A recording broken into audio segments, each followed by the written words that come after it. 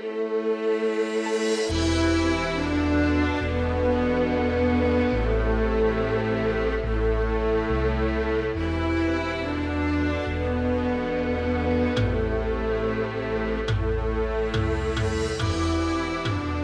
everyone, and welcome to the Circle of the World podcast, where we discuss Joe Abercrombie's First Law series. I am one of your hosts, Lord Chamberlain Jeffrey, and here are my co-hosts.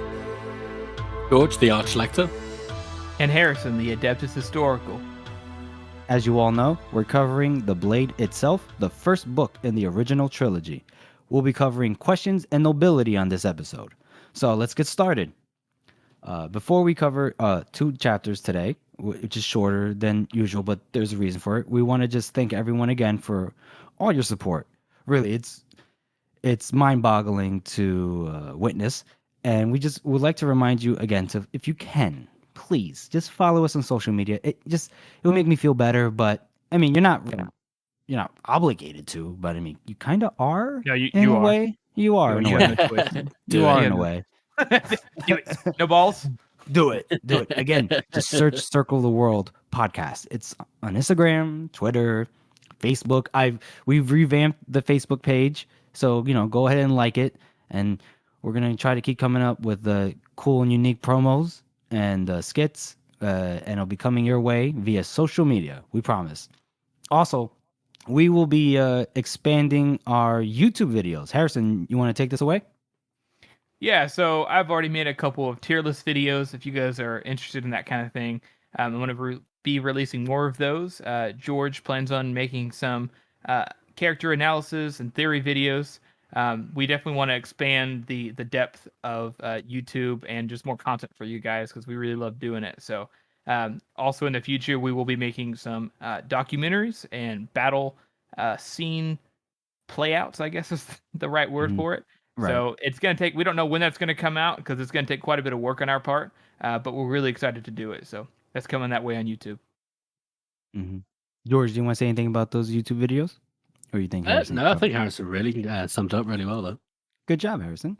Also, we would like to spotlight a couple of artists that have been contributing to the podcast. Yes, you might have noticed we have a new banner, which is the map of the Circle of the World, and that was done for us very kindly and free of charge by Instagram design.at.j. So go and check out his stuff if you've got the time. And thanks very much for that, man. That's an excellent help. Yeah, we're using that in the YouTube videos and stuff as well for our banner. Mm-hmm. The other artist is a gentleman who goes by Barrett Freimeyer. He has his own website at barrettfreimeyer.myportfolio.com. He seems he does freelance work and stuff, but he's allowed us to use his First Law content free of charge, which is super nice. He didn't even ask us for a shout out, but we're going to do it anyways. And we hope to use his content in the future. And please visit their respective sites, their portfolios, I just checked them out 2 minutes ago, and I was fucking flabbergasted. They're great, the both of them. So please check them out. If you're into just viewing for pleasure, weird, or if you want someone to help you out with some concept work for your own projects, check them out and reach out to them. You guys, that was good, guys. Yeah, that's awesome. All right, awesome. So, because we're just doing 2 chapters this episode, we're going to shake up the order of things. So our next segment, we're just going to jump right in. We're just going to do it. We're going right for best meme of the week. George, take it away. Okay, and this week we have user clean_sparks, who I think has also given us one of our questions of the week. And the title is It Never Gets Old, and just check that out in the description if you don't mind spoilers. Although this isn't too spoilery. Yeah, this isn't a spoiler. You could talk about it, George. Go ahead. Do it, George. Do it. From Parks and Rec when he walks in and all the nerds and they love him. And the captain is Logan, and you can never have too many knives. You can never have too many knives. Oh, it is a good quote. It's a good quote. It was good. So I like it. Clean Sparks for that sensible chuckle. That was good. That was a good one. All right, so going on to our first chapter read through, and today it will be questions. So, we come upon Glokta, and he is having his usual delicious breakfast, porridge and honey. Right, Harrison? Better than money. Anything better than. Everything's better with porridge and honey. And practical Severard is there, and he tells him that he needs to go to the Tower of Chains and investigate with what's happened with Baez and Company's sleeping quarters, because apparently there's a bit of a hubbaloo over there, and he's like, "Can I have a hubbaloo?" Jeff, may I kindly ask, what the fuck is that? Don't know. Think I read it from a children's book one time, and it's stuck in my head now. It's stuck in my head. We'll Sorry, start guys. using it from now on. Hubbabaloo. Hubbabaloo. Anytime high art is used, we're gonna say, "Man, that was a big hubbabaloo."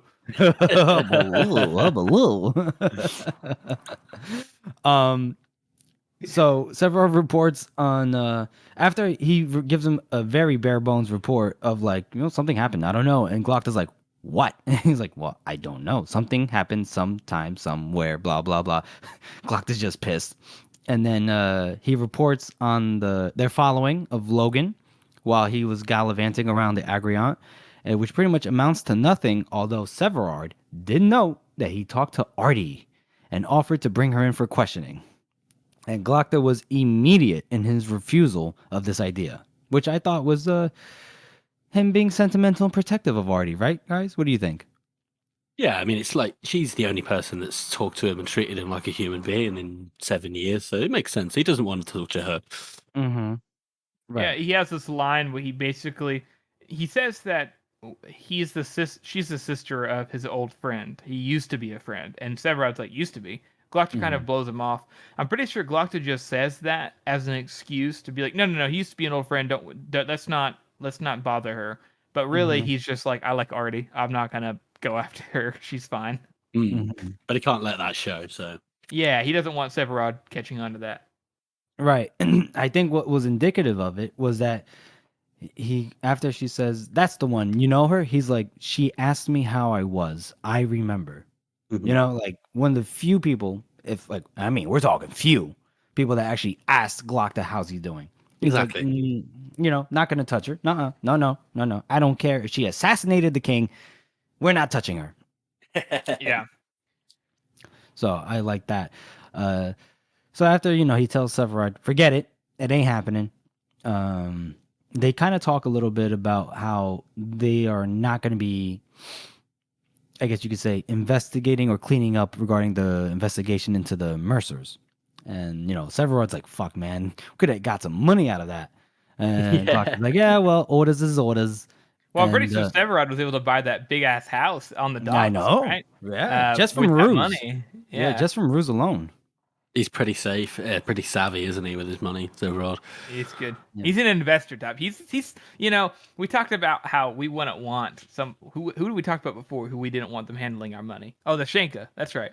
We want the Shenka handling our money. But Severard, he's the man. I give Severard my money.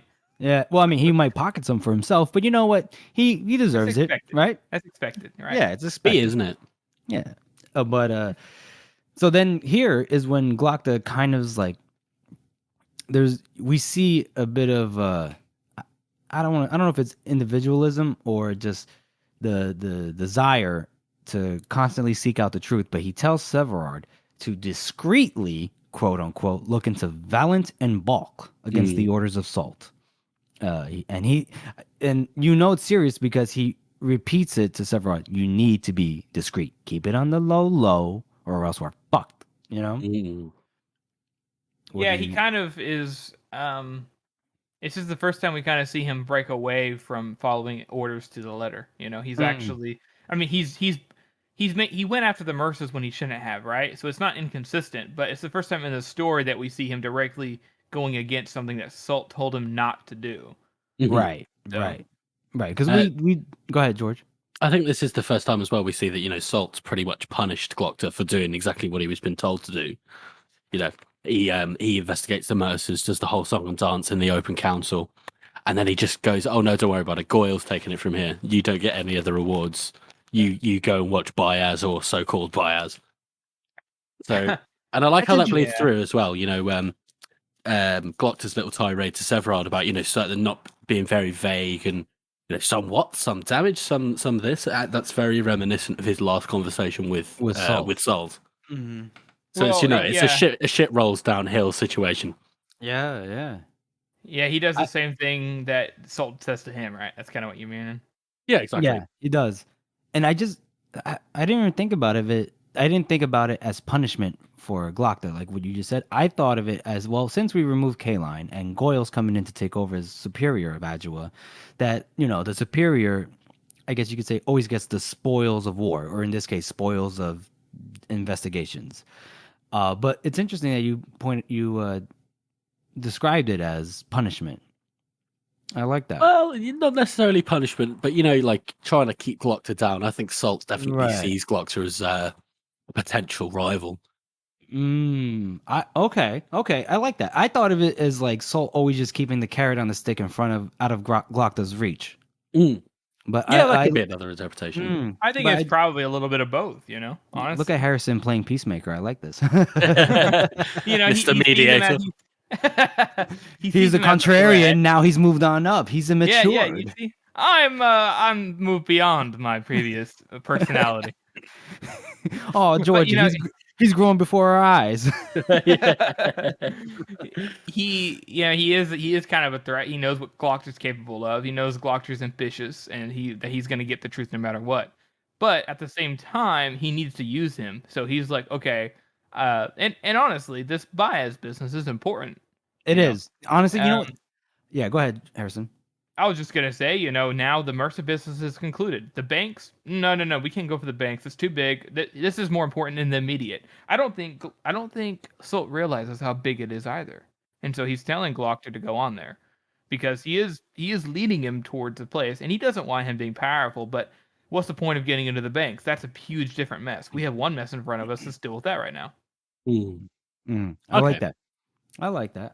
I also I don't know if you guys remember one of the things when like a couple episodes back when Glockta was talking to Salt about Kaline being the potential traitor. He was like, you gotta tread carefully here because Kaline's from a powerful family. Glockta is a nobleman. He's probably from a powerful family too, even though we don't know much except that his mother trains dogs. And so maybe Salt is very aware of the hierarchy of the noble families.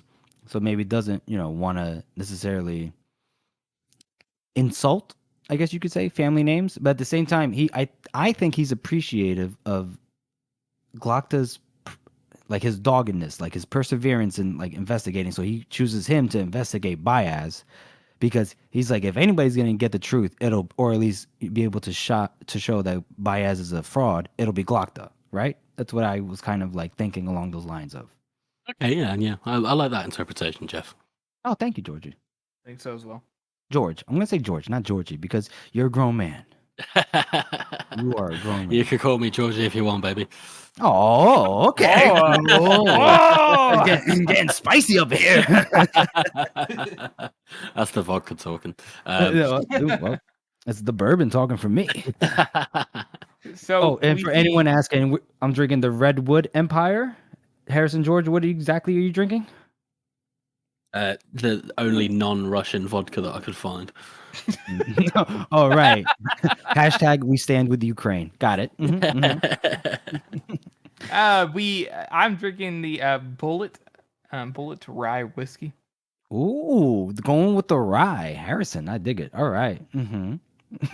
And you were going to say something before I piped in. Oh, no, I was just going to continue on. But no, I'm glad you asked that question. But I was just going to move on. Oh, yeah. Oh, okay. All right.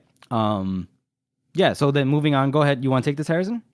Sure. So Glockta is basically, he's going to go up to investigate what's going on with this explosion that was heard up at the top of the Tower of Chains. And he's walking up these stairs, and he's just taking a break, and he's thinking about all the shit that's been going on, like how he used to be able to run up it no problem whenever he was like Giselle. I mean, think about Giselle ran up there no problem earlier. Well, he was tired. Not no problem. No problem. But now he is. Now it is no problem because he's getting better, right? So, right. But Glockter's just fucking sits down and takes a break, and he's like, "Fuck me." He's like, "This is terrible." And we- Honestly, I wrote this down as Glockta having a near breakdown. Like he was like, "Fuck this." Honestly, they need to install like chairs with pulleys or something for the disabled on for maybe stairs.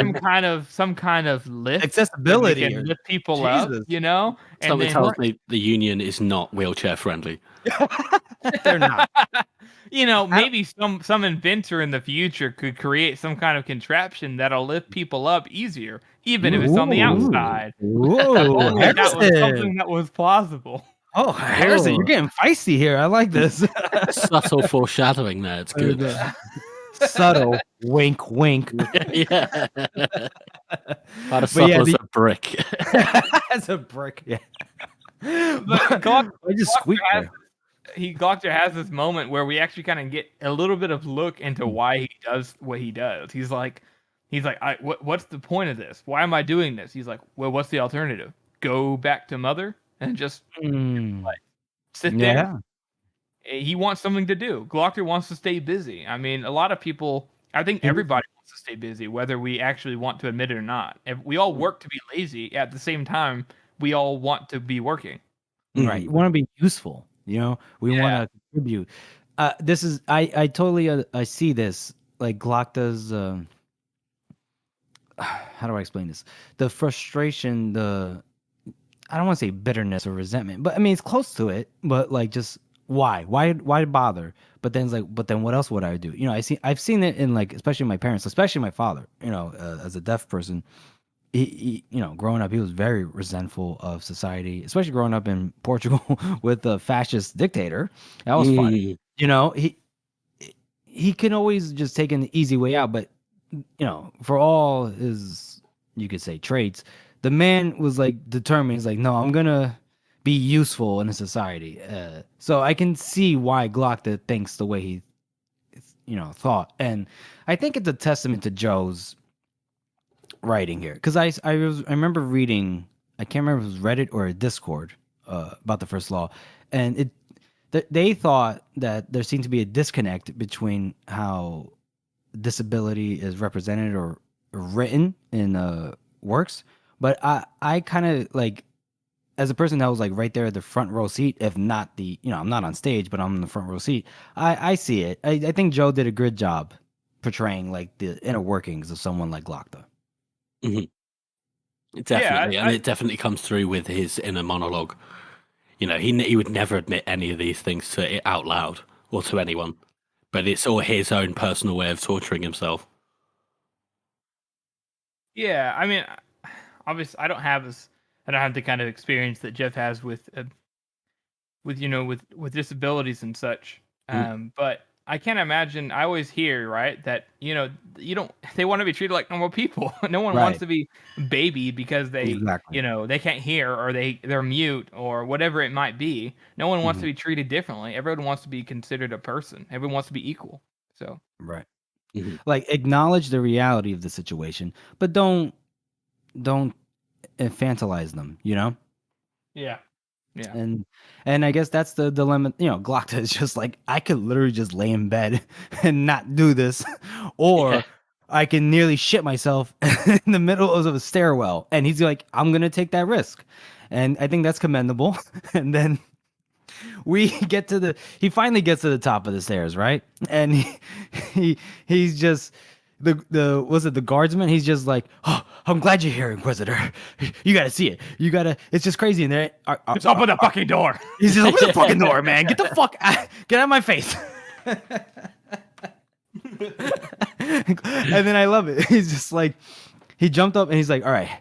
He straightens his back. He's just like, I'm composed. I like it. He swept imperiously past the guard. Yeah. I like this as another example of Glockta treating somebody like shit who's just trying to do their job. Right. He's trying to give not Logan. He's trying to give Glockta the 411, and Glockta's like, "Shut the fuck up. That's it. I'm about to collapse. I need you to get the fuck out of my face."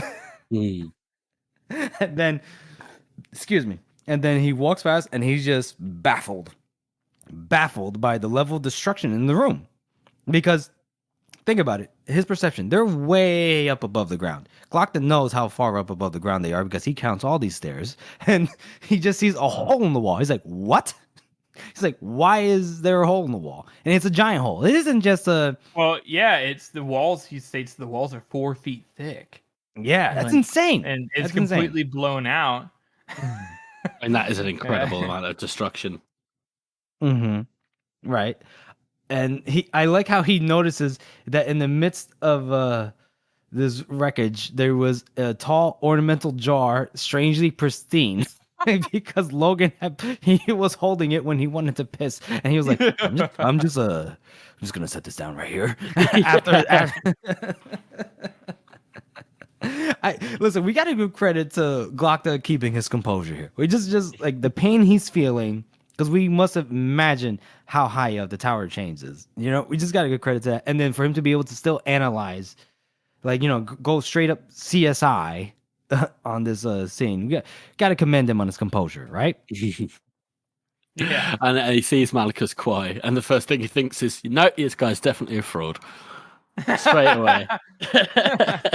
Which is funny because like he says it through this entire chapter. He's like, "This guy's a fraud. This guy's a fraud." He's like, "You expect me to believe that?" Blah blah blah blah blah. Ironically, they're being truthful with him the whole time. Yeah, everything's 100% true. Yeah, He's just like, kinda, no, of course not. That's not possible. Yeah, and I think that what that is the preconceptions that people have, right? If you see an apprentice, you think, all right, maybe he's learning, but he has to be like an air of composure, of knowledge. And we have Kwai, who's like, "Oh God, I don't even know what happened here, guys." You know what I mean? Like, he's like, this fucking goofball. This is one of those few chapters where like I didn't even take that many notes because I'm just gonna have the book open to actually look at each scene, because every scene has these little moments. Like, Alex is trying to talk to him about like what happened, and the whole time Glock is basically thinking, he's like, if this guy is a Magus' apprentice, then I am the Emperor of Gurkle. And then Malachus starts talking to him, and he's like, in his head, Glockster's like, kneel before me. I am the great Emperor of Gurkle, because he just doesn't believe anything Malachus says. Yeah, it's hilarious. And that's probably it comes down to personalities too, right? And how they conflict with what we I don't want to say our biases or anything, but like, you know, he's stammering, right? Kwai is just stammering. He's like, "Oh yes, I'm sorry, I'm Malachus Kwai." And Glock is like, "Oh God." like I was saying in the previous episode, like, there's no reason why this would be real anyway. You know, to a logical, reasonable person, there's no way that this could be real. Boyaz can't have lived 1,000 years. Right. Yeah. I mean, I would have, if it was me going up there, I would have been, this guy's definitely a fraud, you know, because how the fuck is this possible? Right. And like you said, it's very funny to see that, you know, because we know it's true. But Glockta still just refuses to believe it. It's fucking hilarious. Yeah, he really does. And then he even like asks him pointed questions where he's like, "Malachus, Kwai, you are from the old empire?" And then here he's like, "Why, yes," the young man brightened. And he's like, "Well, do you know my?" And then he's like, "Shut up. Nope, I don't know. He's like, "Were you here last night?" Like, here I think should have been an indication to Glockta that there might be some truth in the matter, because he brightened slightly at that. Like there was like an obvious, honest reaction.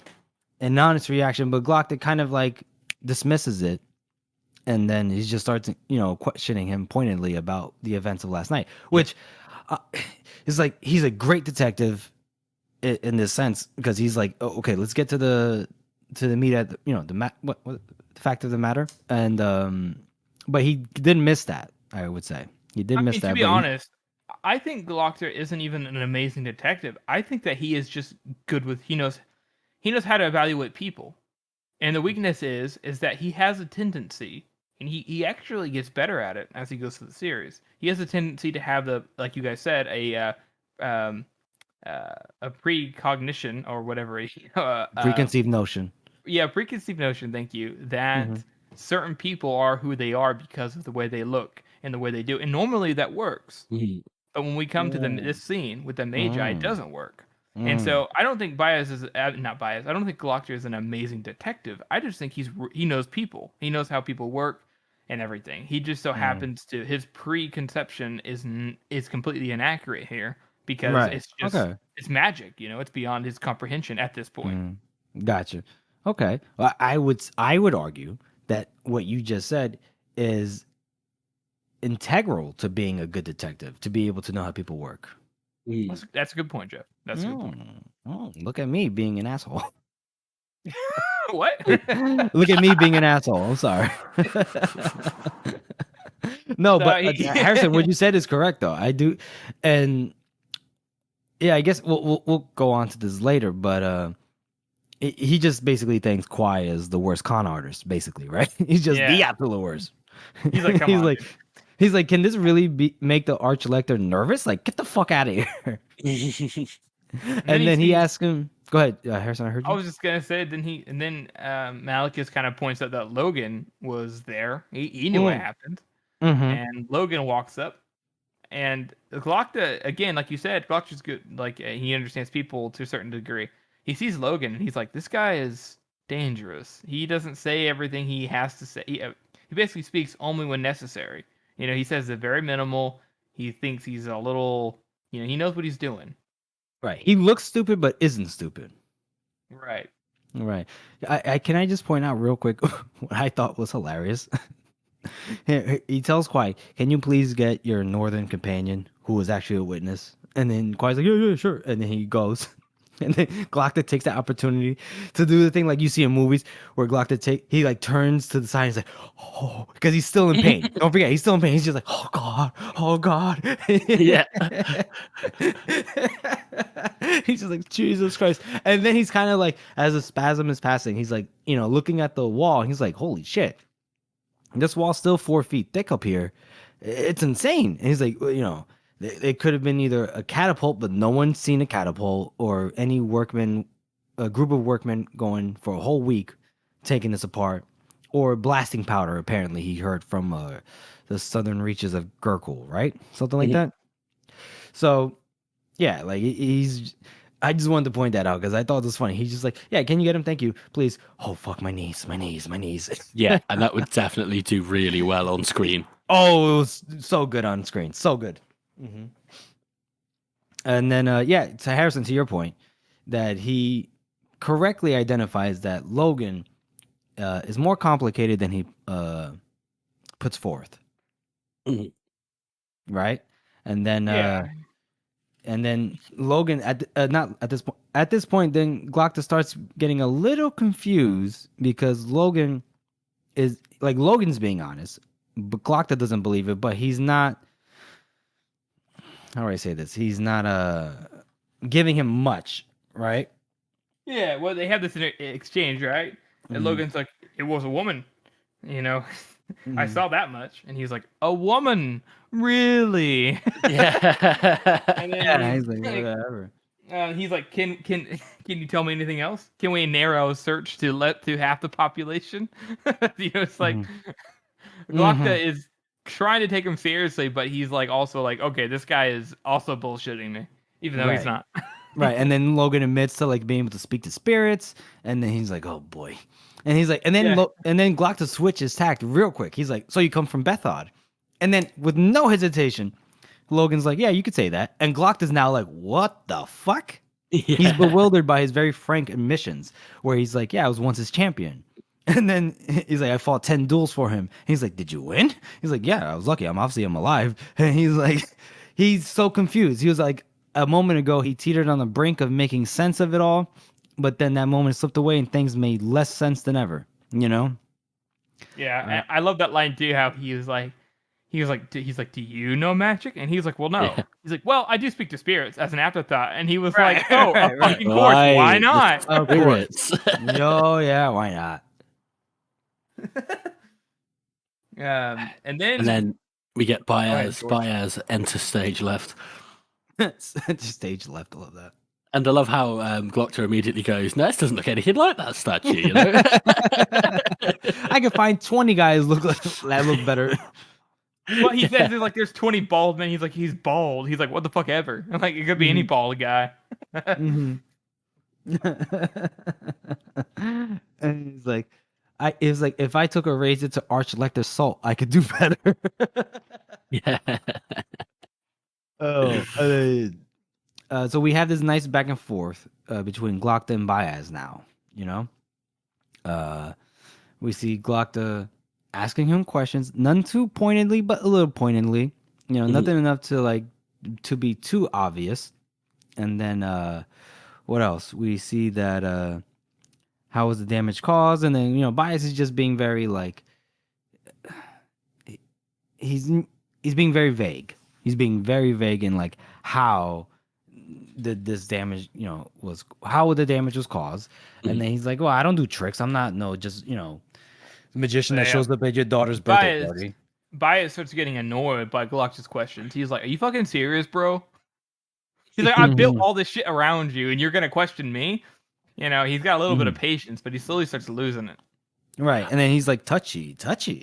Yeah, I love the line where he's like, perhaps you climb up the latrine chute, and it's like, Northman deeply troubled by that suggestion.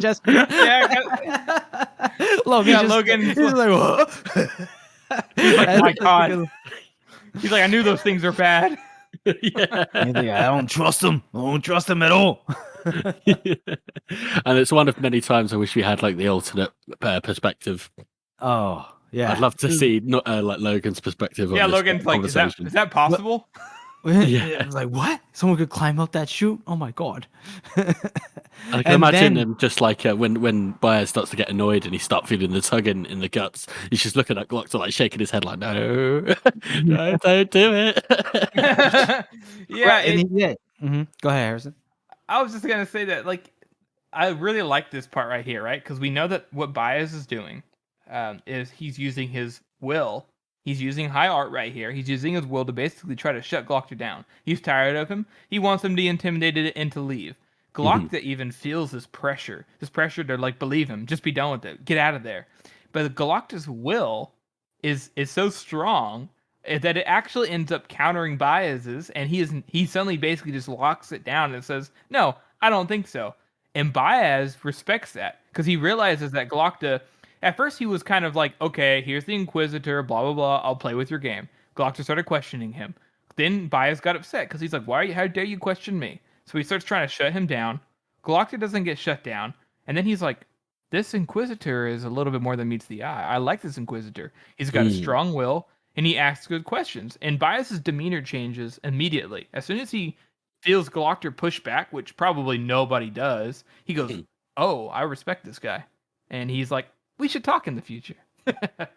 Yeah, I really do like it because you can see from the perspective like which we could have, what we didn't have from like Calder or Carib was from Glockta's on the receiving end of this, like you just said, Harrison, and he goes like, I fear I must risk your annoyance. It has occurred to me that you might not in fact be Baez, the first of the Magi. And it's like, indeed. The old man's bushy eyebrows drew together, and then he starts going on. I was like, yeah, I must at least entertain the possibility. And then here's like a tense stillness has settled on the room. And then he's like, and then when he says like a fraud, and then Kwai lowers his head. He's like, oh, fuck this. I'm backing away. Like everyone's like, oh, we know what's going to happen. But then he feels what's going on. Like Glockta can feel like, it's something that you can't, it's ineffable. There's no word you can't really put into words, but it's like there's something in the air that's just closing in on you. And Glockta's like, oh, maybe it's true. Maybe he could be the Magi. Maybe. Goes, nah. No, nah. This motherfucker's bullshit. I don't know why I'm feeling the way I'm feeling. It's probably just because I walked up 20 flights of stairs. I think that's a good point as well. Like, short of actually injuring Glockta with his magic, Baez can't really make him feel any worse pain than he already feels. Right. Just like just an overwhelming pressure, like the walls are closing in. That's just basically it, right? Yeah. Well, it does say like there is a bit more. Like I think he starts to get a lot more powerful. Like he starts to, it says here, felt like a great weight driving from beneath his body, threatening to crush him to his knees. And I think, as Baez is getting angrier and angrier, and his magic is getting stronger and stronger, and then he realizes that he can't keep doing this without killing him. Right. Well, Yeah. I think that's a good point, George. I didn't think about that. I think that Baez was pressuring his will, and then he could feel Galactor's will, maybe not overpowering Baez's because it's obviously high art, but he realized like, Right. wow, this guy's not gonna back down. Like Jesus, Yeah. like okay, all Right. right, Yeah. that's respectable. Because Yeah. even everybody else always bowed back down. I don't think, to be honest, not even to spoil that much. There's only one other character the entire series that does this, and I can't say her name, but yeah, Oh, I know what you're talking but about. Right. but Right. there's only one other character that does this, and he has the same reaction. He's like, Mhm. "Oh, fuck you," and then he's like, "I respect that," because Mhm. nobody does that. Right. Yeah, he does. He says your candor at least is quite refreshing. Like he Glocta is not the kind of person to beat around the bush, to kind of just be like, oh yeah, yeah, yeah, okay, so you're the first magi, sure, why don't you just hang out in these rooms while we just get affairs in order. Glocta will just be straight up, I don't know if you're really the first of the magi. And I imagine that's what went on with Salt, Morovia, and Hoff when Baez and company went into that answer room from the previous episode. Oh yeah, 100%. I think so far everyone sort of bowed down and scraped to him, even before Byers himself turned up. Mhm. Yeah, Yours, but Yuri Sulfur, all he has to do is get that sheaf of documents out, and Mhm. and Hoff is like, "Oh, okay, yeah, so Right. I don't know if they bowed down, but they had to follow. I guess you could say what's the word? Traditional Procedures. procedure. Traditional procedure. Mhm. But you can just tell like, oh, they're not believing him. They're gonna try to discredit him, but they're gonna butter him up, but behind his back try to get him take him down from his little totem pole spot on the totem pole. But Glockta at least is very forthright with it, and I think Baez really appreciates it. And I think Glockta does appreciate that Baez and Glockta have one thing in common, which is a, can we get a new apartment or something? A place with fewer steps. They play hell on my knees. Yeah, and Right? that's how it ends. Yeah, he Hmm. basically is like, "Hey, we should talk sometime, right?" Yeah, absolutely. And then And then well, he's he does he? He does say that. You're right. He does. And then Glockta kind of looks at them, and he's just like the bald old man, his face a blank wall. The lanky youth is anxious. The Northman is Logan's still looking at the still toilet. frowning towards the latrine door. But yeah, Logan cannot get over that. He's like, "Oh my god, I knew it. she came from there. I swear, that's where she came from." Can we just point out this is kind of a callback to the theatrical outfitters where Baez is basically insinuating that Logan's a method actor. He's like, he's after the new fashion of acting, or he falls completely into his role. If this is true, Logan's a method actor because he's just staring at the latrine door like this ain't right. There's no way. This is an affront to humanity. Oh, I like that callback. That's good. There you go. See, I'm trying to tie it in, tie it all together. I'm trying. So, should we move on to the ratings? Oh yes, Yeah, we shall, because we're consistent now. We're not forgetting the ratings. Let's do it. you almost did, didn't you, Jeff? No, no, no. I was waiting. I was literally reaching for my bourbon, and I was like, all right, how do I bring it to the ratings? So, thank you, George, for taking that load off my shoulders. No worries. George, go ahead, man. Mm-hmm. I reckon I give this one a 7 out of 9 fingers. It's very funny. You get a lot of character interaction. I think this is the first time Glock has met any of the other main characters, except for Giselle, obviously. And West. Fuck And yourself. West. You get my point. Like, he's meeting Yeah. Baez and Logan and all that. Yeah. And I do like Yeah. these interactions that we get that really give us some character Mm. introspection. I like it. 7 out of 9. I like it. Harrison, you? I'm gonna agree with George. 7 out of 9 for me as well, because for the same reasons he said, the character interactions are great, and it's just an entertaining chapter. There's quite a bit of subtext in here between Baez and Glocta and Logan. Less so with Malachus because he's just not there, but like the way they're speaking to each other is, I think, honestly, is fairly realistic given their situation, where they're at, and with who they are. Mhm. I really like it. I like that. It's good. So you gave it a 7 out of 9, and George gave it a 7 out of 9. Ah, fuck. He's the Sorry to do this, contrarian guys. now. I'm sorry. I'm sorry, guys. But I Be have to honest. give it I have to give it a 7 out of 9 as well. Oh! Whoa! Look at that. Look at that. And I'm trying to I was very muted because I didn't want to clip the microphone. But I agree. Yeah, I love that this is the first time we see Glock interacting with our other, well, not our other POVs because it's just Logan, but the core group, I guess we could say, right? And Right.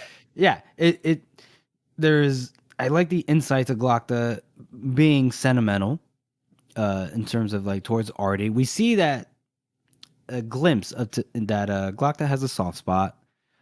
We see Glocta's determination to always investigate, whether it's into Valent and Balk, sending Severard to be discreet. Of course, discreet is what I'm always about. All right. Terrible accent there. Sorry. Didn't even practice that one. and here we see Glocta's his initial perceptions of Kwai, Logan, and Baez. And honestly, they're kind of like on point. Like, Kwai seems inept, even though, like, if you guys have been paying attention to our recent social media blast, like Harrison, you are dogged in your pursuit into making Kwai to seem like a stupid person. And me and George are trying to defend him. But Logan, Logan's a complicated Northman. He's not your average barbarian. Baez, there's something behind it. And Glocta's his investigative techniques. This is a good chapter. I really do like it, right? Yeah. I like it. The trifecta again. It's The good. trifecta. I like it. We got to have a trifecta every once in a while. We can't, we can't overuse it, but we can't let it be forgotten. Right? Awesome. I'd agree more, Jeff. Thank you. Next segment. Harrison, you want to take this to relay it to Georgie or? Yeah. So the next question is from Jeff. George should actually be doing this fully, but George has Right. done a lot of research on this question. All right. No, right. So yeah, we should. This is our question of the week, right? Yeah. We're going to do our question of the week, and this is Smoke Blind 666, who asks us, "What do the Northmen wipe their arse on after shitting while out in the wild, covered in snow?" And this, let me tell you, sent me down a rabbit hole of scatological goodness. Yeah. Because apparently this is a real thing, scatology and the psychology behind toilet behaviors to keep it PG. It's a real study. You can actually get a degree in this stuff. You can become the shit professor. Are you serious? Yep. Get the fuck outta here. You can do that, and it's just an absolutely fascinating thing. But it really does come down to these people out in the wild. They're just going to be using leaves, aren't they? Yeah, George. That was my thing about this question. I was like, well, I was in Boy Scouts, and it's like, yeah, just use leaves. Yeah. But George, go ahead. I still like my theory of that Black Dow just uses one shitty rag. Just uses Yeah, it. reuses it. He doesn't care. Yeah, he's like, fucking flatheads. Too many flatheads around. He's like, too many fucking flatheads around. I haven't got time for that. Yeah, I just gotta take a shit by the river. Although that now I have to say this, right? I've always Uh-huh. wondered too. We've always thought about it. What if you were to grab a poison leaf or poison oak leaf and fucking wipe your ass with it? You're like, ah, shit. This is why knowledge of plants is important. This is why Malachus sucks ass. Listen, See, we will it all not comes around to stand. Malachus being shit because God damn it. Malachus would wipe his ass in the forest and fucking get poison ivy or poison oak fucking rash on his asshole because he's I don't know what a plant is. Like fucking hell, man.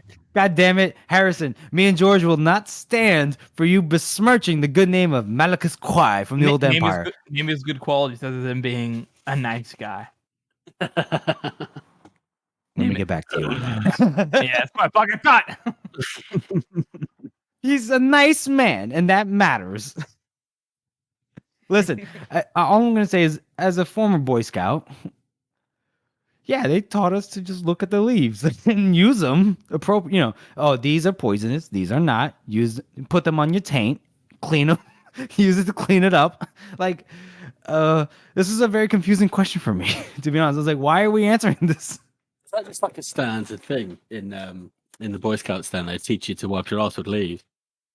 Well, I mean, not necessarily. There isn't a badge for They it. demonstrate. We don't get to sell cookies based off our ability to answer that question. But I'm just saying, like it's kind of obvious. Like, what else? You're I not know, gonna use bark. You're not gonna use bark from a tree. But I find it interesting that we haven't had anything like that, any descriptions like that, because obviously Logan's fucking afraid of the toilet, and he's the only one that talks about. He's the only person that had any kind of interaction with that kind of thing. That's true. That's He true. doesn't. I reckon they do it like the Roman way. They've got like the sponge on the stick. Yeah, George, everyone- tell us more about that, please. That frightened the shit out of me when you told me about it the other day. So yeah, when I was going on my deep dive, I found that Romans used to have public toilets where everyone would share a sponge on a stick in order to do the deed. So that's just lovely. It's fantastic. Thanks for making me read that, Smoke Blind 666. Thank you, Smoke Blind. Jesus Christ. Thanks, But Smoke Blind. can we just say we have to imagine, right? That they at least must have rinsed that shit stick, right? Yeah, but that made it worse because then you've just got like a bowl full of water, like shitty water. Right. It's just no. You rinse it, you dump it out. Where, I don't know. It raises the question, right? When you go sit in a toilet after somebody, do you like it to be cold or do you like it to be warm? You know what I mean? Oh, I'm a cold guy. Yeah, I'm a cold guy as well. Yeah. Definitely wouldn't want a warm sponge. No, okay, Yeah, so exactly. George is a cold. Okay, all right, cold. Because if it's warm, you just know, like, oh no, I'm gonna die in 5 days. Oh. So thank you again, Smoke Blind. We appreciate that. Reddit user Smoke Blind. Wait, And, Smoke Blind join 666. us next week for our next question of the week, which is probably equally disgusting knowing you guys, you filthy bastards. But we love it. We love you. Keep them coming. Keep it coming. Keep it Give coming. us the nasty shit. I need it. All right. So then now let's move on to our second chapter read through, which is also our final chapter read through for this episode, and it is nobility. Does anyone want to take this, or should I go through it? George, go for it. George, go for it. So we start out with Giselle just absolutely admiring himself in the mirror. And I love how there's like 2.5 pages of this. Yeah, right. It's just like, he's, oh, that's a great jaw. And he just literally says to himself, aren't you a handsome bastard? His amazing chin. Yeah. And it's just driving home the point that this guy is just vain and arrogant. Right. He's literally comparing his chin against the chins of former kings. Think about it. And he does say that he's got all the looks in his family as well. Yeah, his brothers are jealous and all that. Mm-hmm. Okay. So he's but what he's doing, what Giselle's basically doing is he's shaving, he's getting ready for the first day of the contest, right? Yes. He's amping himself up. Mm-hmm. And he's looking, he has to look his best. He has to. Because he's, all the people are going to come out to see him because he's Giselle Dan Luther. Harrison, your cue? Captain Luther. You're my man. You're my man. Oh, my man. So he goes, he's about to eat some breakfast. He's about to, he's still psyching himself up. And then he just sees a little something on the floor by the door. He's like, what the hell? And it's a note that was slid under the door. And it says, meet me tonight at the statue of Herod the Great near the Four Corners A. And he's like, fuck, this is already, right? And he's nervous but excited at the same time. He doesn't know what to do. He's like, shit. What can I, you can only think of one A because A, Giselle, stupid. But what else? How many other people than A are there? I don't think anybody's been mentioned. Yeah, right. No one. So now he knows it's her, and it's no mistake. Yeah, and obviously, Wes has just warned him off, or a few chapters ago, he's warned him off very violently. So, yeah. And What do you obviously, guys? sorry. No, I was just say, what do you guys think? Go ahead, continue, George. I think I like how he does go to tear it up and just forget about it, and then he's like, but maybe. Mm, Right, he's trying to focus on the contest, you know. right, but he can't. Mm-hmm. Mm-hmm. But it's interesting just to kind of see, and through this whole chapter, Giselle starts having these characteristics that he hasn't had before. You know, he starts thinking about how his friend would think of him. He didn't give a fuck about what Wes thought before, but he cares a little bit. He cares more than you think he would. He cares not just because he's afraid of Wes, but because he actually cares about what he thinks. He That's also later true. on, he stands up for West, which we we were like, what the hell? What is he doing that for? Oh yeah, we'll cover that for sure. Mm-hmm. Yeah, and he has a couple things here. You know, we've seen his growth so far. You know, we've seen a little bit of change already, but here we actually get to see that in practice. He does it on multiple occasions. He's kind of a different person than he was at the beginning. A little bit, yeah, a little bit, but so, yeah. Excuse me, sorry, guy, about that. Had a snail in my throat, but yeah, I see what you're saying, Harrison. Yeah, uh, it's like we see the changes. It's minute, but they're there, right? I didn't think about that. That's a very good point, Harrison. Yeah, very minute. Um, so like, all right, so he slips the note into his pocket, like you said, and then he makes his way to the waiting area. I guess you could say it's in an enclosure before they go onto the field for the contest, because today's the first day, right? And his nerves, they're just palpable at this point. And then while he's waiting along with Weston Varuz, he finally lays eyes on Bremer Dan Ghost. And Bremer Dan Gorst definitely has a different build compared to the rest of the competition. And Giselle's like, looks more like a seventh than a warrior, right? Doesn't he say that? Something like that? He says he would have taken him for a servant if he didn't have the swords in his hand. Right. A pair of steels dangling loosely from one hand, which makes you think, oh, Gorst is a big boy. Yeah. He ain't Well, your average. the union's kind of ideal status style look, is kind of a thin, stringy young man who is, he's got a beautiful face. He's kind of honestly kind of like nowadays is kind of teen ideal, a Yeah, skinny Abercrombie and fit. Fitch and all that shit. Yeah, and then the women are supposed to be pale, thin creatures. To Which quote was what like Giselle late '90s models, I would say, late '90s, early said. Right. 2000s. Yeah. You know, They're before your they're time. Before your time. yeah. So they have a certain style, and Bermudan Gorse basically flies in the face of the classic, teeny bopper look that the Union admires in their young men. Hmm. I like that. Okay, yeah. And is this? Would you? uh I forget who's more familiar with the Renaissance. I think it's George. Would you say that it's fair to say like this was that ideal of the quintessential man or woman in that era? Is that accurate to hear? Like I think that's definitely thin. accurate. We're talking about Yeah. it's at a Okay. time where you want to show off your wealth by basically showing that you don't have to work. So Okay. Yeah. not being muscular and being very like languid and laid back is a Mm-hmm. status symbol. Mm-hmm. So it Okay. does make sense. Is that a Victorian age kind of thing, or is that a little bit prior? I mean, I think that's been like something with the nobility for at least 400, 500 years. Oh shit. Okay, never mind. I'm silly. So Never yeah, mind. like Renaissance time, pre-Renaissance, just before pre-Renaissance. Just before. Okay. Alrighty. Because this isn't a And time where people are, especially the upper classes, are expected to do a lot of fighting. that's true. Where That it is would true. make sense to have muscular people. But Mm-hmm. we do get descriptions of that. The King's Own description that we get earlier. They're very well trained. Mm-hmm. They're probably not lanky and thin. That's true. Like Right. West is the ideal like soldier, right? Exactly. In terms of In a way. physicality, and Mm-hmm. he's Mm-hmm. bigger than Giselle by quite a bit margin.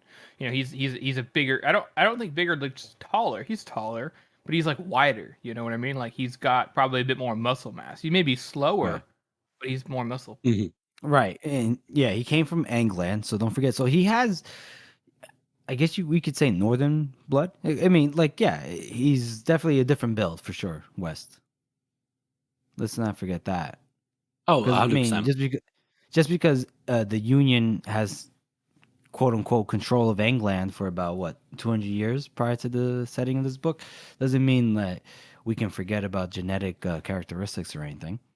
Oh, exactly. I'm sure there's probably been sort of mixed breeding between like northern people and Mhm. Union people, which would make sense as to Yeah. why West is of a bigger build than others. So, Mhm. but then also we have Right. Jalenholm, who's a big man as well, and he seems to be Union, Yeah. good old Midland stock. Right. And we Mhm. we see characters later on in the series, including Gorse, who are bigger Union men. Mhm. Yeah, that's true. That's true. Um, we also should note that Giselle, at this point, we kind of see the nerves creeping in, right? He's there in the enclosure with West, and he's getting nervous. West is pointing out who Gorst is, and then we hear a voice, and it's who else?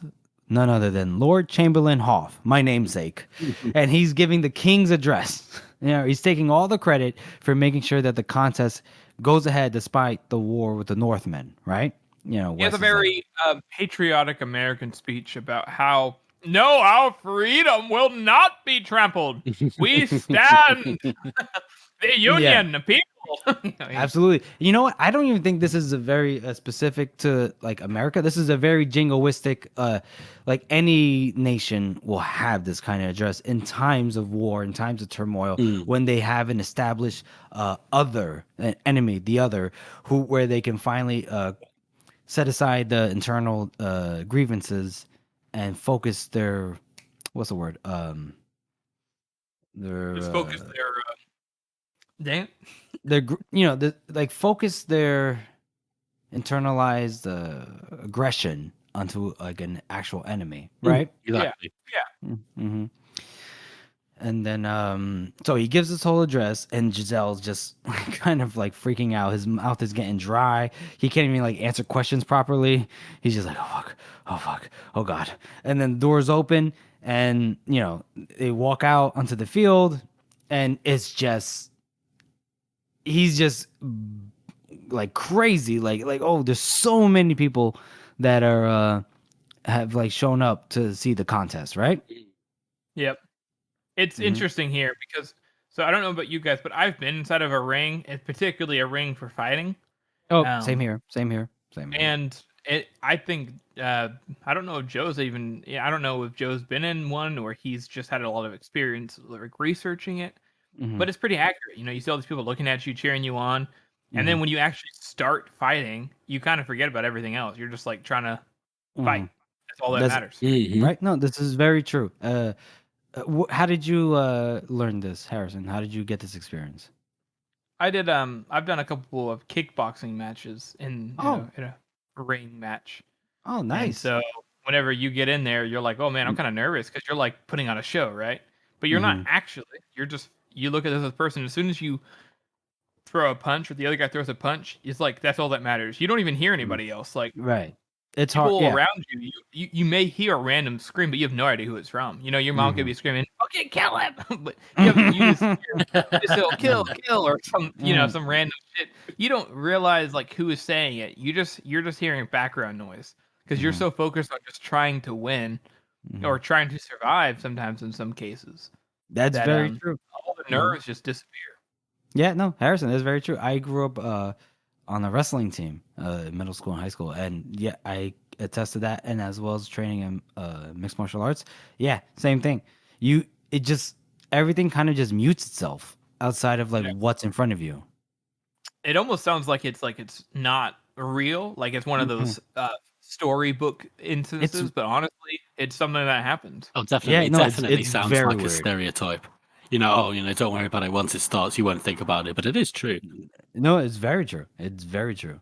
And then I'm the over anxious fucking asshole that like at points like I'll actually listen to the crowd. And I remember one time I was in middle school and I was wrestling, and then I heard somebody like a classmate say, "Go ahead, chicken legs," and I was like, "What? My legs? What? My legs aren't that skinny now. Come on." So Joe again did a great job in at least researching, if not being familiar with this, right? I would say. Uh, Yeah, He's in the enclosure. He's looking around at the crowd. He's trying not to puke. What is he? Oh, he sees the royal family, right? He sees the royal family. Crown Prince Ladisla. Harrison, you're cute. Captain Luther, you are my man. You're my man, Captain. And we finally get introduced, excuse me, to a new character, Princess Therese from Talons. Nothing good Right. comes from Talon. No. Nothing good comes from Talons. And she is, we can just tell it's evident, she is not about Crown Prince Ladislaw. No. She's like, Yeah, whatever, stupid. Yeah. she's a little disinterested. Yeah. We could say that, that's for sure.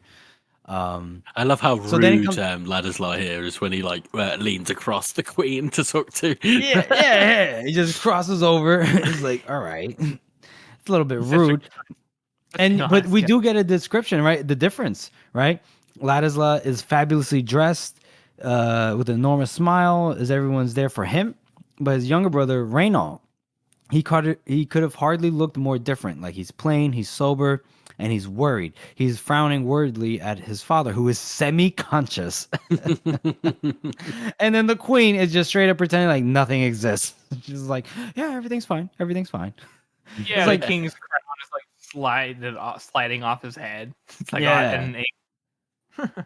Yeah. So you gotta like really do appreciate that, obviously there's levels to everything. There's levels to pressures of life, but there is pressure to being a royal family member.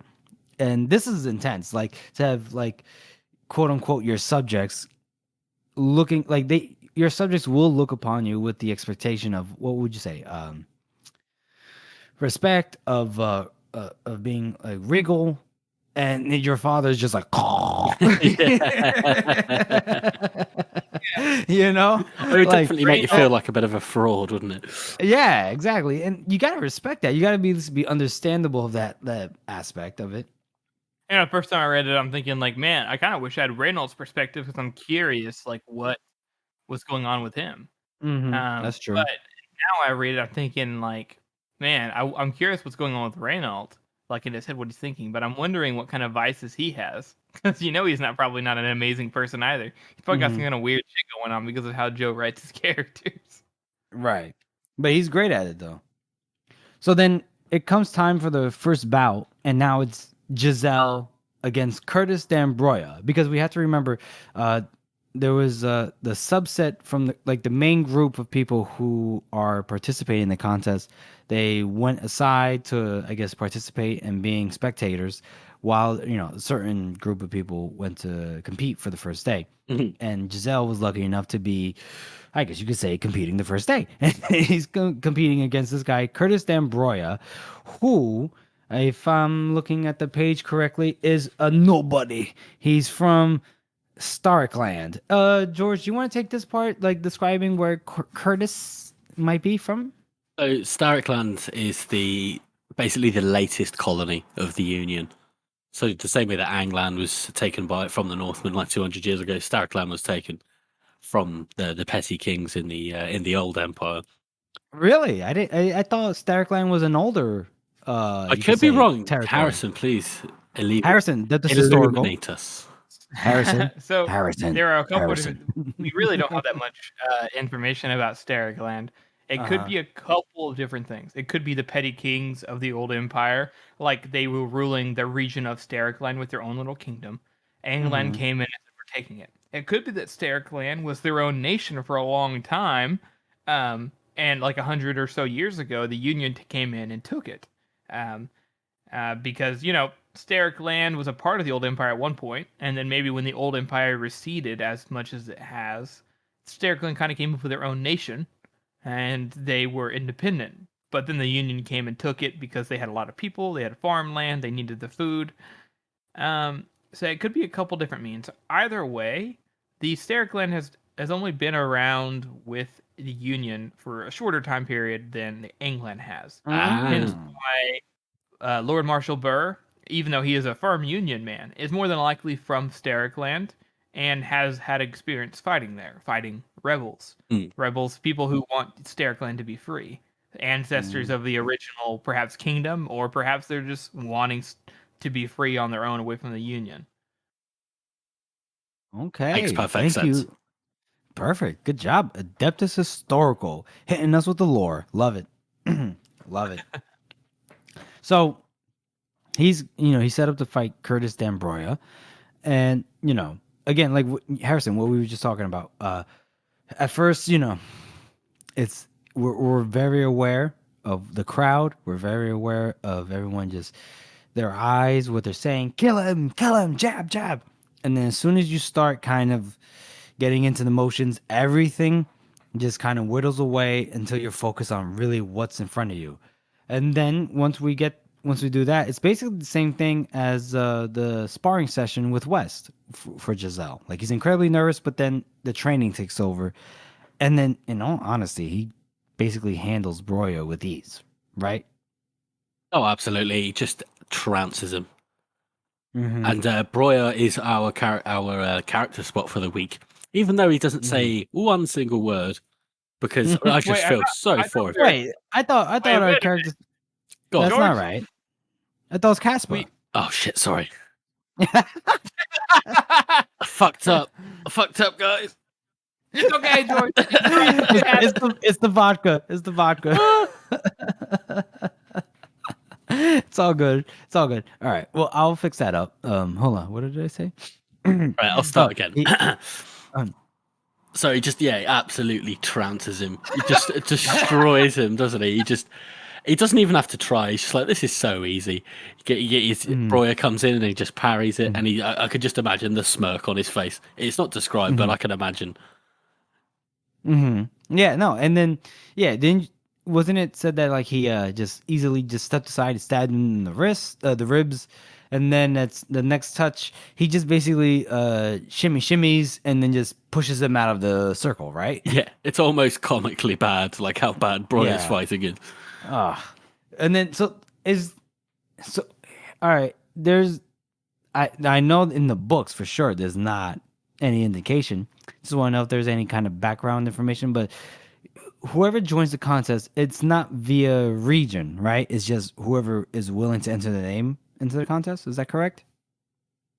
Presumably, but we don't get any background as far as I know. Right, we don't. Right. Okay, just want to make sure. It seems like you have to be. You don't. Well, yeah. It's you can enter the contest no matter what. If you're a nobleman. No, except for West. West is not noble. West is not noble. Oh, he's special. It's one of the only ways special.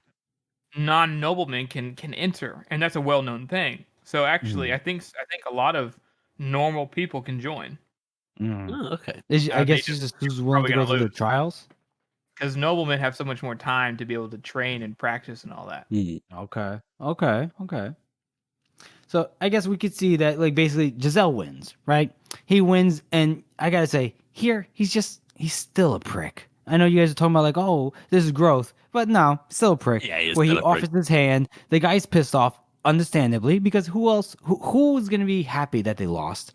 And then Giselle goes, shrugged pleasantly. It's not my fault you're shit. It's like, all right, fuck off. Fuck off. He is just a bad winner, which is so much worse than a bad loser. Yo, for real. Being a bad winner is so God.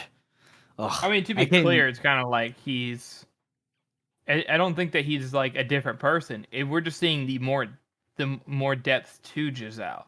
We're seeing that like he's changed in certain ways and subtleties. You know how he sees other people. He cares more than we think he cares more than we originally think he does. Oh, yeah, but still, he's a prick. He's still an ass. He's still an a prick. Still a prick. All right. And I love how we get every single word for a stupid person in this little passage. So we get idiot, dunce, bumpkin, oaf. It's just so many descriptions of this guy, and he just thinks so lowly of him. Probably because, this is probably how Giselle would have been if he hadn't had that push. Right. Yeah, no, he would have been flailing like a goofball. Exactly. But he could never admit that to himself. No, no. Giselle's better You know, than we that talked now. about it before, right? Like he Mhm. hates people who are like him. He hates Mm. Brent, you know. And this guy is, like you said, that's a good point. I never thought about W- that, but this Why guy is would you say another that? representation of that. Why would you say he hates Brent because he's like him? Yeah, because um I think it's. Giselle, I'm sorry to be clear, he wants Brent to be I definitely he think knows you're that right, Harrison. I think there is. Brent is trying to be like Giselle, right? Brent wants to be Oh, like okay. I understand what Giselle, you're saying now. and I Brent understand is what you're saying. like, and Giselle's like, you don't deserve to be me. This guy's another representation of that. Yeah. He's like trying to Oh. be in the contest, trying to be a contestant, and he's like, "Ha, you don't even deserve to be a contestant. You're so bad, you suck." You know? Mhm. Oh, okay. So I understand what you're saying now. You're saying Giselle is resistant to men that are trying to not take his place, but that want to come up to similar. Be on his same level. Yeah, exactly. Okay, gotcha. Okay, all right. I like that. That's a good one, Harrison. Look at you, come with the fire. Mm.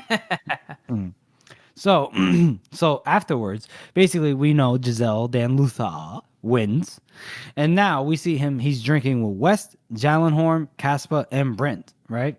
All of them are celebrating except for, funny enough, Giselle and West. They're not really drinking. You know, uh, Caspa is t- telling Giselle like, "Oh, my cousin's so hot for you. Oh, she's so hot for you, and rich, so rich.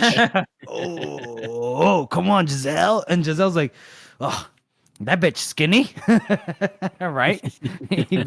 That's basically what he goes through his mind, if I'm not mistaken. Correct? Oh, absolutely. Mm-hmm. Because he's in love with basically just Artie. thinking, yeah, he's Right. thinking about Artie. He Right. does Whoa, not whoa, give whoa, a fuck whoa. about any other women. Right, yeah. Look, love, bit of a strong word. Let's tone it down. He's just, every time he thinks of Artie, he has a bit of a chub in his pants. But let's not say love. Let's not say love. I think he hashtag does love her though.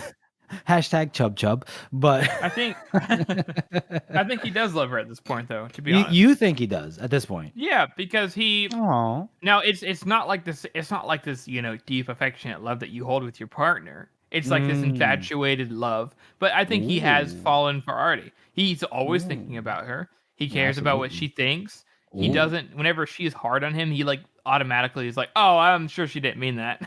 Oh. And he basically pulls everybody off to the side. I mean, we've all been there to the point where we're like starting to fall for somebody and we're like, oh, their issues, no, I don't see them. They're every good quality, I can't get them off my mind. Everybody else looks fucking terrible compared to her, Red flags? What are red flags? I don't care. Right. Okay, Harrison. I like this. George, you were gonna say something? I just love how drunk Jallenholm and Casper get here, and they're just Oh yeah, they get hammered. they're so silly. Schmitten. It's quite Schmitten.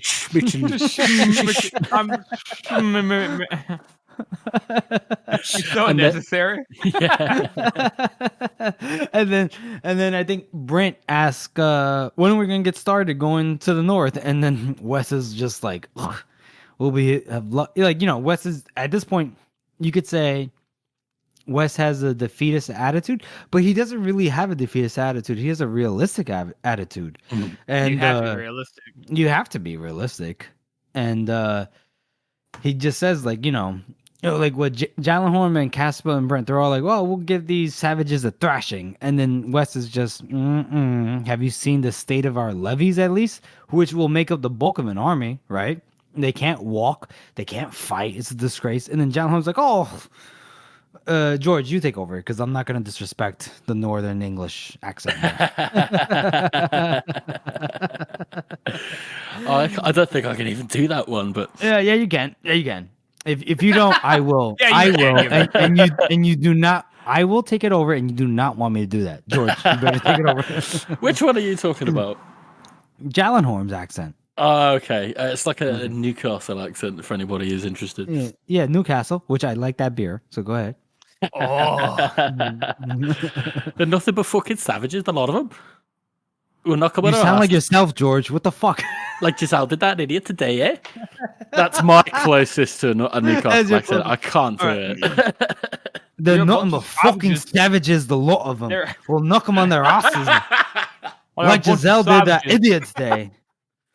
Home before winter, everyone says so. That was Hope awful. before winter. Everybody. That was says horrible. that. That was horrible. I told you. I warned you, George. I warned you. Wait, George. You told me what's West accent at this point? You told me The before. West is like the sort of generic northern, like Yorkshire Generic- almost. Oh, Yorkshire. Oh yeah, they won't let me back into Yorkshire, right? Kind of thing. Oh. Jeff, Wait, here's the thing. stop doing that. Wait. I got that from the great. I Oh. got that from the Great British Baking Show. Leave me alone. I can't make a Yorkshire pudding. Oh.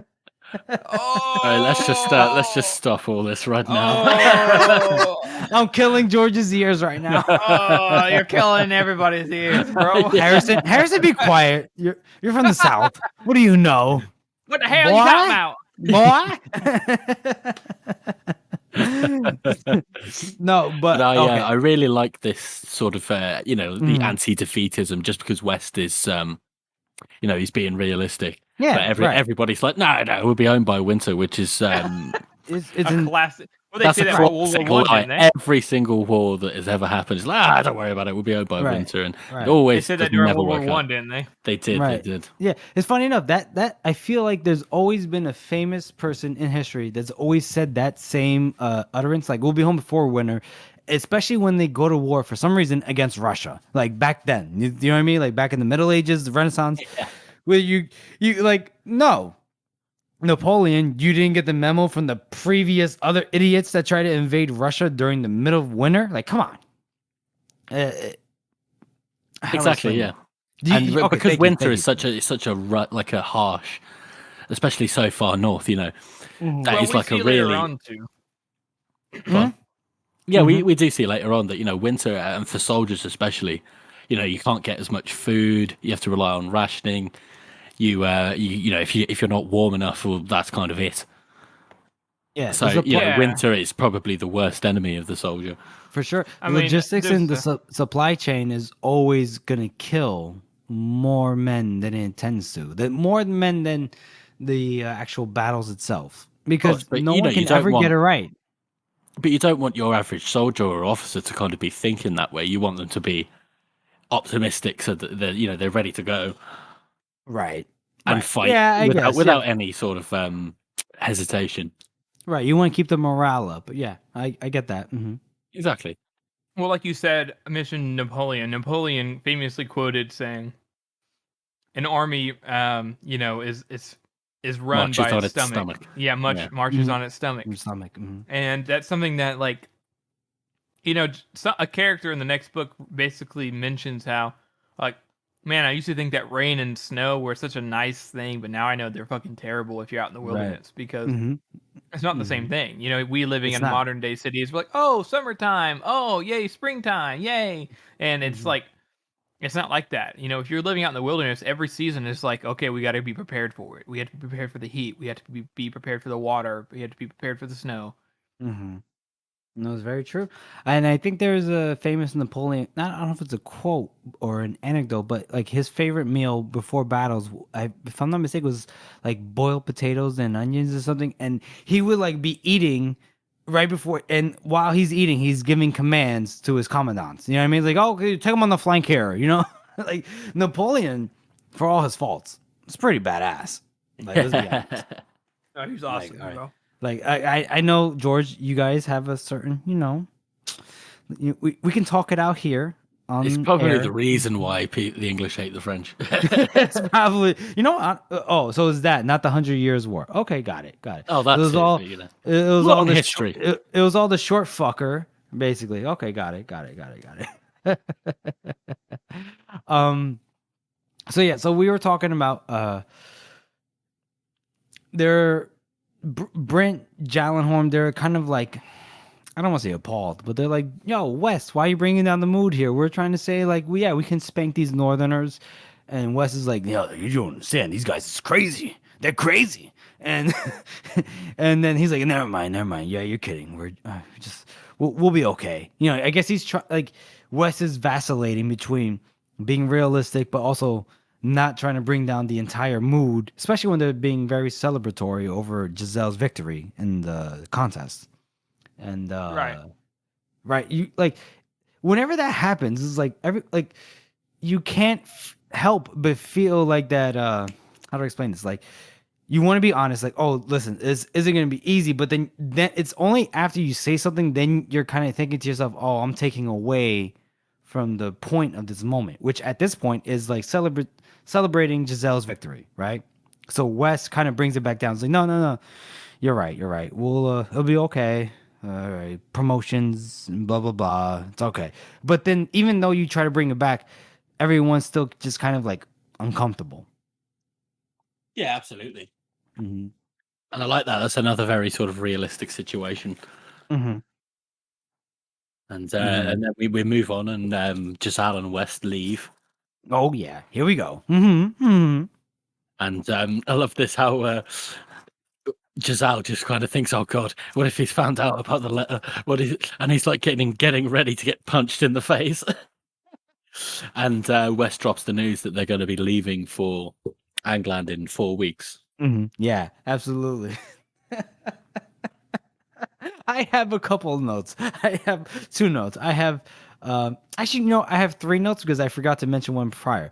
If we can mention real quick prior from the previous thing when we were talking about Giselle and the fight with Curtis D'Ambroya, can we not appreciate even though Wes was like really like determined to beat the shit out of Giselle in the previous sparring session and everything, he's a good mentor. He's a very good mentor for Giselle, right? I think we can appreciate. Yeah, I think we can appreciate that.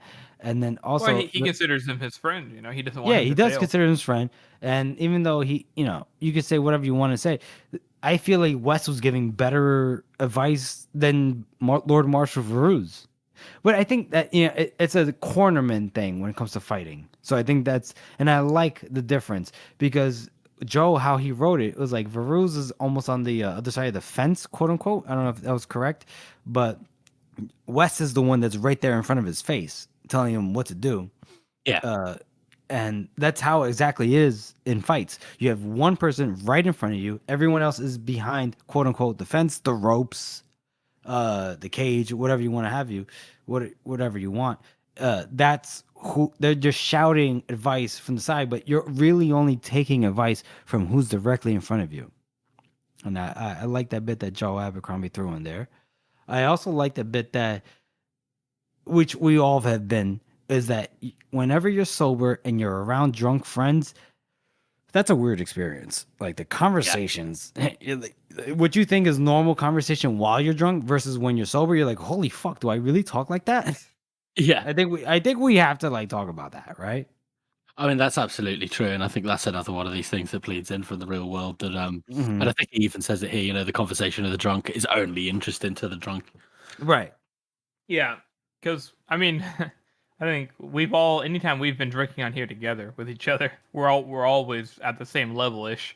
None of us are like, but like we have to be. If one of us starts drinking, we all have to drink. Otherwise, it's not. I mean, the experience. We're all gonna be like, this guy's fucking weird.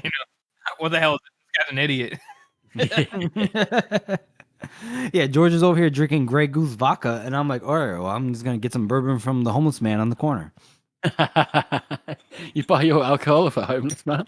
Yeah, doesn't everybody? What? Yeah, he fucking throws it. He's got like a little sack on his back, with the barrel. Oh yeah, I'm gonna have the hillbilly hat where I just get my my alcohol from a straw.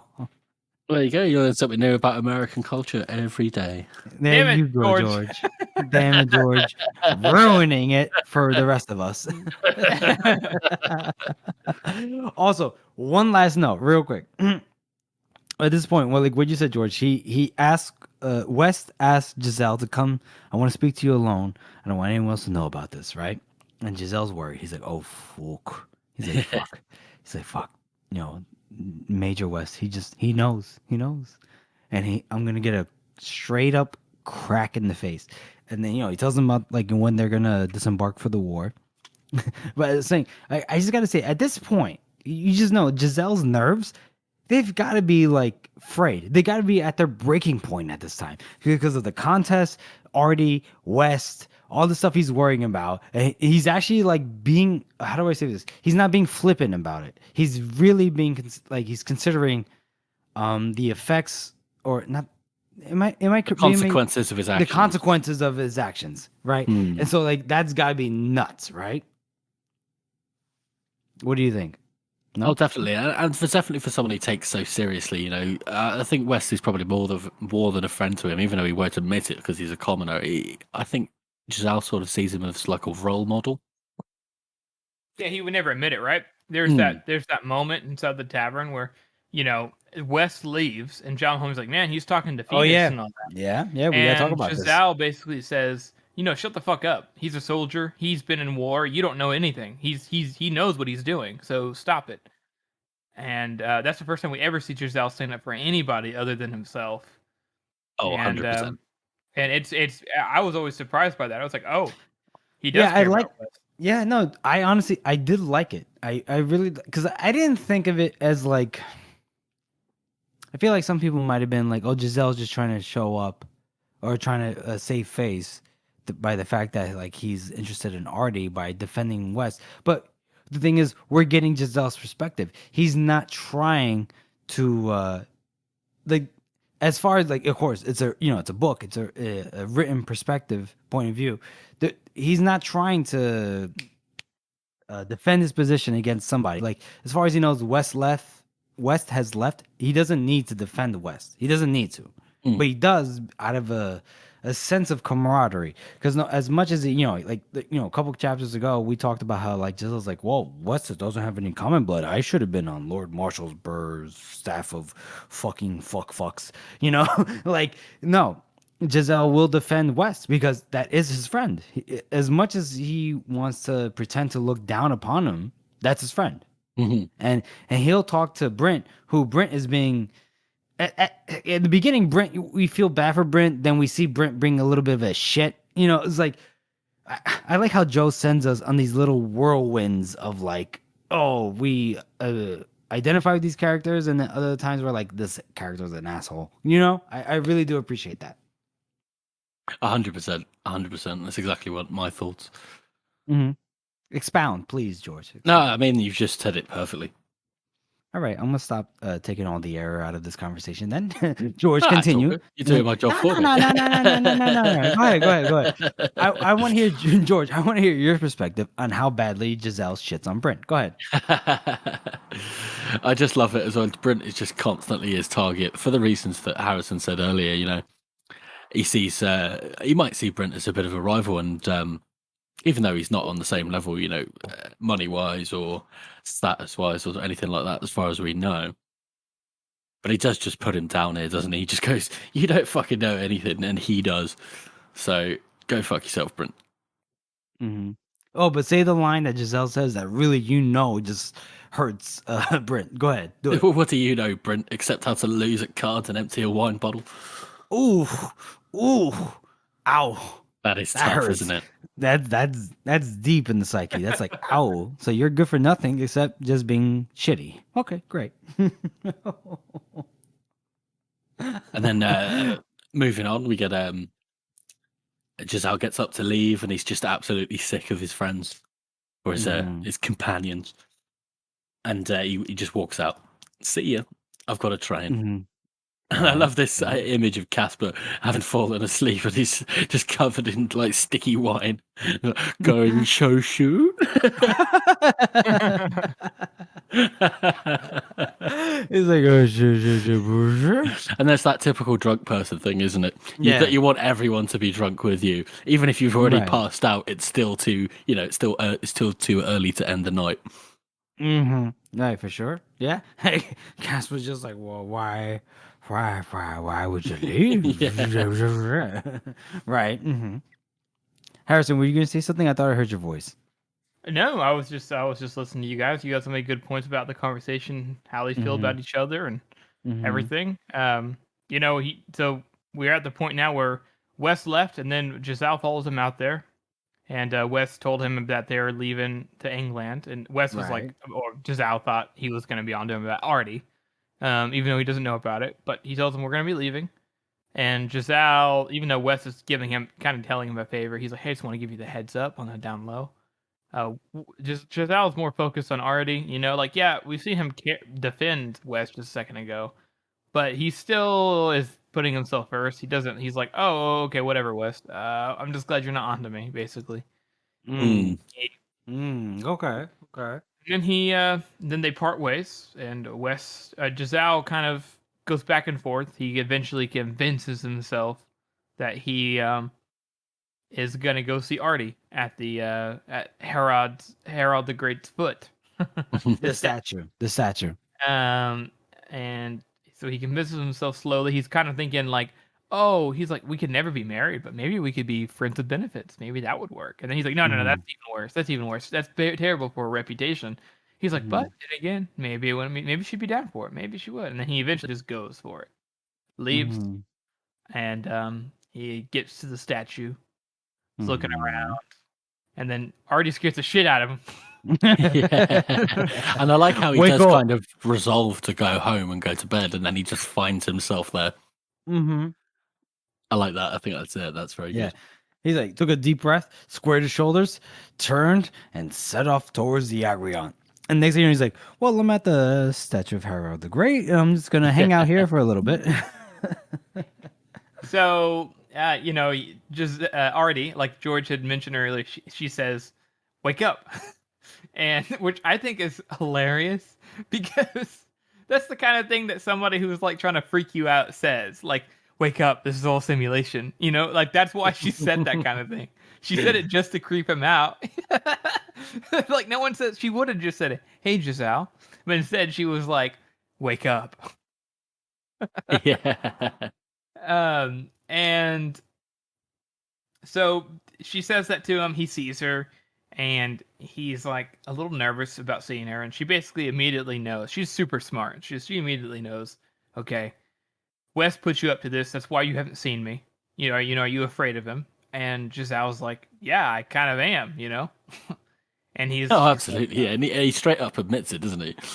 yeah, which I think it's fair. I mean, Wes is kind of a scary guy, especially when he gets angry.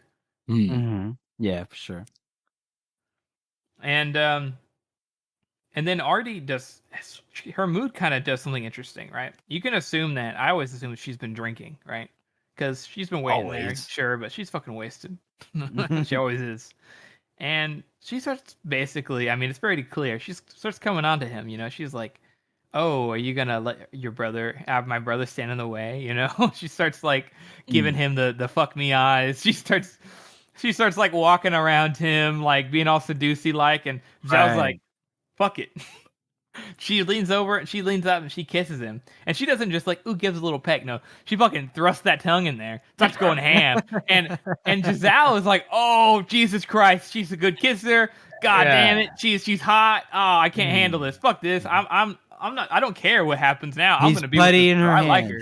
He's putty Right. in her hands. Yeah. Yeah. And But can you give credit to Giselle? Or right before he's like, oh, I gotta tell her. I can't see her anymore. But the fact that she's just walking around him and he's just like, Yeah. I got a chubby. And Just wears down his resolve like immediately. Exactly. Like yeah. come on. She Now, just has him wrapped around the finger. George, I'm curious.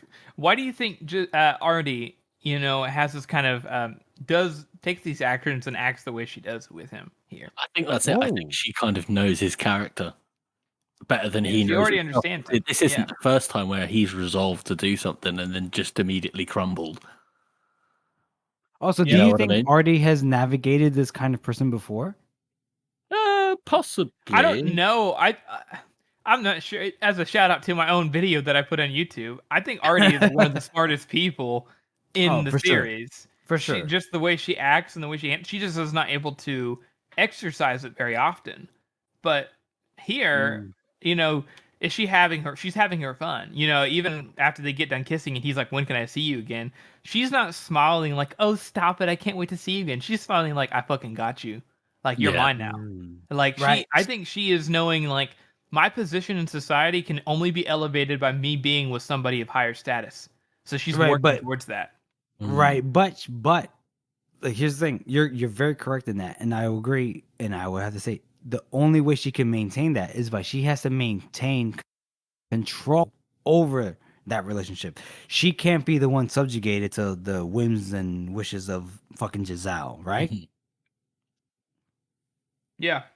Right. Okay. I think that's good. it. Good. I think Good. Giselle RT is definitely a very independent character. Like she does obviously somewhat care about Giselle, but like you said, Harrison, like she Yeah. is clearly manipulating him here. Yeah. In a way, yeah, you could see it's not you. It's and- very obvious to see that there's like a push and play here, right? A push and pull kind of thing. Yeah. Mhm. I mean, I don't I think have a we've. question. I don't think once over the since or with all of Giselle and these interactions has Giselle ever had the upper hand. Never. That dude's never had the upper hand. And we get But I that do as have well. to We add- get the game of cards analogy. You know, she calls his bluff and won a pile of money from him. And I think that when we get that mention of that analogy is when we know that Giselle is just fucked up. Right, for sure. And I want to ask you guys. She says, where is it? It's right here on my I have the page holder right here. Oh, he's like when she's like, "Oh, my brother said something, didn't he?" And he goes, "What, about fencing?" And she goes, "No, numbskull, about me." Is numbskull an appropriate term at this It is a time? bit George? anachronistic, isn't it?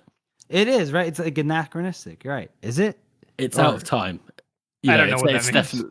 Yeah, it means it's just What? in the wrong time period, basically. Because I'm pretty sure numbskull is, it's like an 80s. Right. 80s, 90s kind of Phrase. thing. Dang it, George, you broke our immersion. I mean, George, not George. Joe, damn it, George, you broke our immersion. George, Joe. George, Joe, Jeff.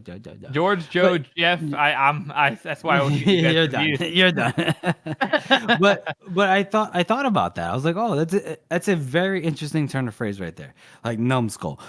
I have literally never read, excuse me, anything like that, similar to like that, in all the fantasy books that I've read.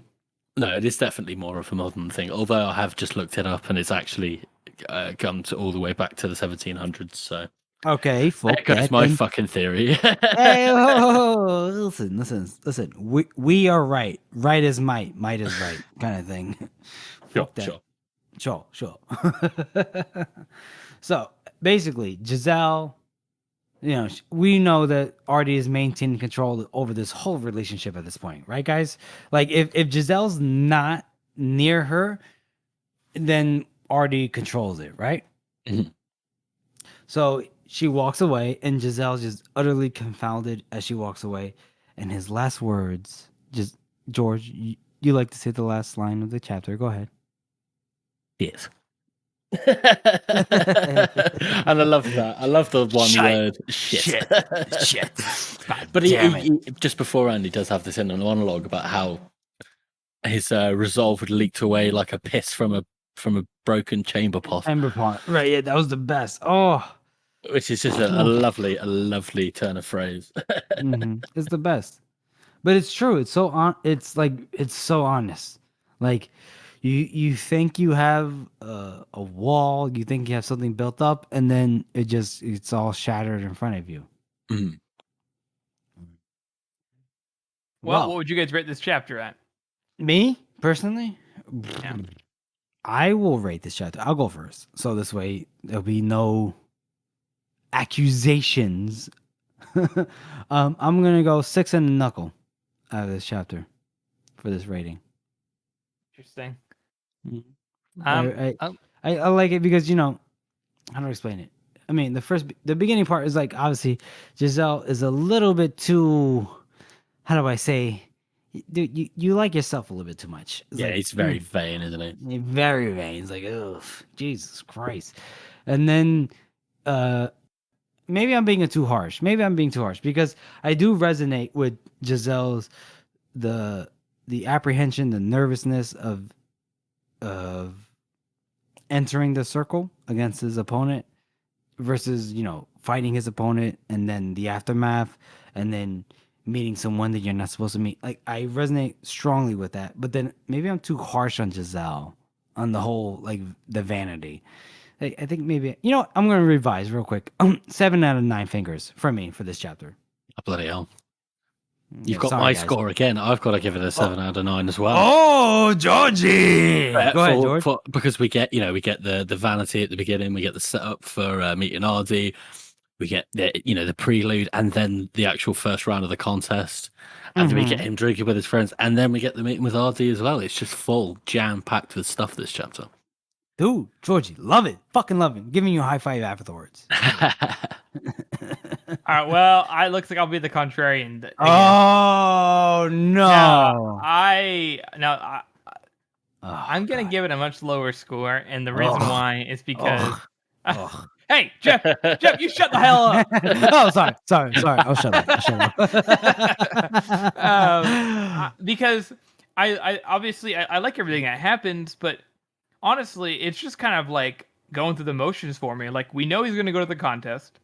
He beats the first guy. It's all just nerve stuff. I think it's accurate, but we the main reason I feel like for that whole segment is so we can see Ladislaw and to Therese, and we see him. Oh, okay, he's beat the first guy in the contest. We get to see Berber Dengor, so we get these little introductions. Okay, fine. We get to see Giselle. The main thing in this chapter for me is Giselle's kind of difference in character and his decision making and where he's going to be at in life. And, he's kind of in this in between space. But honestly, I think that's all this chapter really has for me. If we're not counting like we're introducing these side characters that might show up later. It's just kind of going through the motions. They've been drunk before. They've been at the bar before. He sends it for West. That's the only difference there. He kisses Artie rather than push her away. That's the only difference there. And even the first time I read this, I wasn't a huge fan of the chapter. To me, honestly, this is going to be a 3 out of 9 for me. I know it's a big chapter, but it's just kind of like it's like a whatever chapter. Like, we get to see Giselle's stuff, but that's it. Everything else, and again, don't get me wrong, the chapter is a good chapter in a series. It's out of compared to all the other chapters in the first little series. To me, this one is kind of like a chapter. I'm not a huge fan of it, to be honest. George, can we Can't win them all, Jeff. Can't win them all. Yeah. No, Harrison just doesn't understand the youngin' in him. I'm just trying to make sure that we don't have the same score each time. Oh, we get it. We get it. You Gen Zer, you need to be unique and like express yourself and speak your truth. Blah blah blah blah blah. Oh. Oh, honestly, seriously, Harrison, great job. Seriously, I love the explanation of your score, your rating. I love it. Thanks, Jeff. Yeah, and of course, no problem. Well, in that case, then Georgie, you want to talk about the character spot? I don't think I could be trusted, to be honest. But our character spot for the week is Lieutenant Casper. Lieutenant Casper. And is there an appropriate is there appropriate accent for the introduction of Casper? He's just very posh. He's very posh. Very posh. So Lieutenant Casper. Lieutenant Casper. Lieutenant Casper. He's doing it again, George. He's doing it again. No. He's doing it again. So Casper is interesting to me because he is just like you said, he's posh. Like, his accent, Pacey gives him a posh accent because it's literally, what does he do? He just doesn't care. Like, he's the kind of rich guy who you want to hang out with. You know, the guy who is just like, yeah, I'm rich, so what? Whatever. I just live life. I just enjoy it. Yeah, I'm rich. I can afford to get drunk every day if I want to. Yeah, I don't really have to worry about normal things in life, but so what? I'm just living life. And, like, I would love to be Casper's friend. Not because he's rich and buys me things, but because he's so, uncaring about the world, you know? He's just like, I wouldn't even say he's ignorant. He just knows that I'm secure. Why do I need to bother worrying about XYZ, you know? And I'm on top of that, enjoy what I have. Yeah, and on top of that, he's a solid bro. He just always has everyone's back. He's constantly sticking up for like Brint. You see, he's trying to set up Giselle with his cousin. You know, Yeah. he's just a all around nice guy, and you don't see a lot of that in this Yeah. series. Yeah. Casper definitely is a very nice guy. Like no one can dislike Casper. If you dislike Casper, you're a serial killer, and I will not hear anything different. Right? Like think about it. Yeah, he's pretty great. To him and Jallenhorn, they're probably some of the nicest characters in the whole series. Mm-hmm. That's our show, everyone. We want to thank you for listening and supporting this podcast. As you all know, this is a passion project for the three of us, and your support really does mean a lot to us. Join us next week as we cover Dark Work and Words and Dust. And as always, make sure you follow us on all of our social medias. We're on Twitter, Instagram, TikTok, and Reddit. Of course, most of you have probably seen us there. We're at Circle of the World podcast on all of those platforms except Twitter, where we are COTW Pod. And if you haven't already, please subscribe to our podcast on Apple Podcasts, Spotify, Google Podcasts, or wherever else you listen to podcasts on. And please make sure to rate and review this podcast as it helps to spread our reach. Thank you all again for listening. It's not my fault, you shit.